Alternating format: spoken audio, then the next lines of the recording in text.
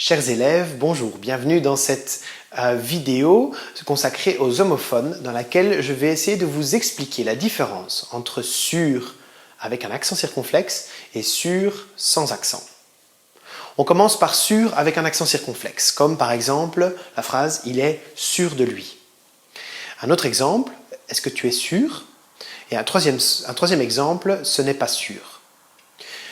Dans ces phrases-ci, sûr, c'est un adjectif, et cela signifie sûr comme quelque chose de certain. D'ailleurs, on pourrait dire il est certain, lui, on pourrait dire tu es certain, ou certaine, on pourrait dire ce n'est pas certain.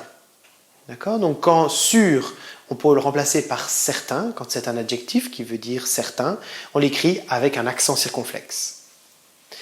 Sûr, en néerlandais, avec un accent circonflexe, c'est ce mot-là.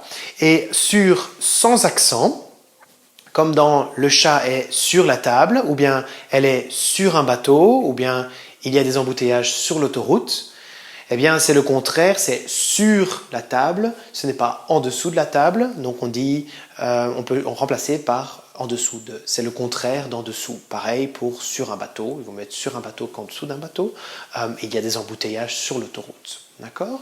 Donc quand c'est le contraire d'en dessous de, c'est une préposition, et alors on écrit sur sans accent. Je vous montre la traduction en néerlandais.